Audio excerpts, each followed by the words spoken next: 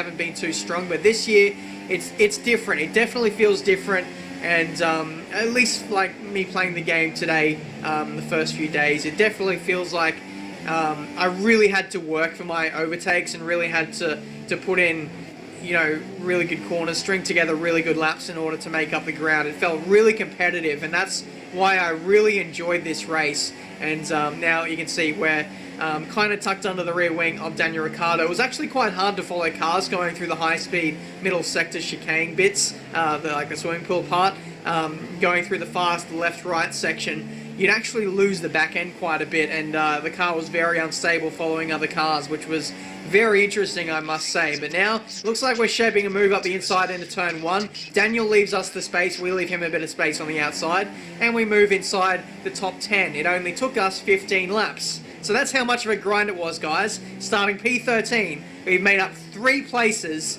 in 15 laps. That's how how much of a grind it is. Like I said, feels very realistic at the moment. Next up is Nico Hülkenberg, and we are hoping to make some inroads on him very shortly. I was very happy to dispatch my teammate, considering he was the 2016 pole sitter at this racetrack. Daniel pulls into the pit lane, by the way, to change the strategy. My engineer came over the radio 2 laps ago asking if I wanted to change the strategy myself. I opted to stay out. I didn't want to come in early and be buried in traffic, so I decided to press on, and now we're making moves on Nico Hülkenberg round the outside through Mirabeau. It's Mirabeau. Jeez, it took me a while to remember that. But we go up the inside into the Lowe's hairpin now. He's hanging around the outside. He's made contact with the wall there, and I think for sure with the simulation damage, he's definitely got to have some kind of damage to his front wing. The car ahead of you has knocked their front wing. Minor front wing damage to the car ahead. So that's always handy to hear when you're trying to overtake a car that's in front of you. So he's going to be hampered in the high-speed corners, so that should give us the advantage heading into sectors 2 and 3 especially. So I'm going to try and work over Hülkenberg here. We make contact there. Again, I checked the front wing straight away just to make sure that there wasn't any damage. Now, I feel like, in my opinion, there definitely should have been some part or elements of the front wing with some damage there. Like an element of the front wing should have came off there. But I'm not going to judge this game too harshly until the first day patch comes out yet.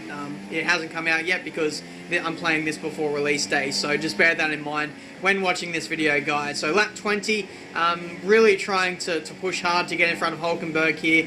I'm doing the best job I can. Bear in mind, these tyres rather are 20 laps old now. They're the ultra soft, so they're the tyre that you wouldn't expect to go the longest out of the 2 sets. Hülkenberg has a set of super softs, so in theory his tyres should be better equipped this far into the race. So you can tell I'm getting bits of understeer here, and then when I put on the power to try and get on there early, it really gives me a bit of oversteer. And as you can see, 51% wear on the front tyres, so I'm definitely not having an easy time of things. And I actually lost touch with Hülkenberg there.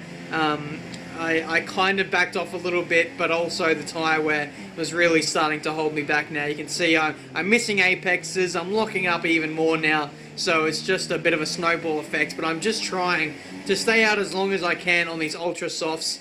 I've let the team know now that I'm coming in at the end of this lap. Everyone else who was on ultra softs, by the way, came in many laps ago, but now there's a safety car just a few seconds after I called to come into the pit lane. So this is the absolute perfect time for a safety car to come out. And we just had to cool off things there. We have to stay within the delta, slow down for the pit lane. The pit lane entering Monaco, it's very, very easy to speed coming into that pit lane.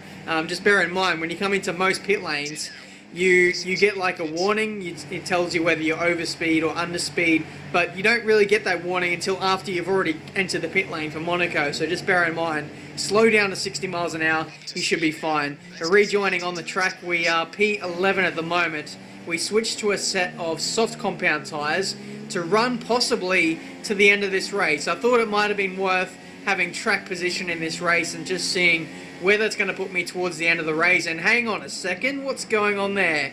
A lot of parked cars there at the approach to the Nobel chicane. I'm guessing that's what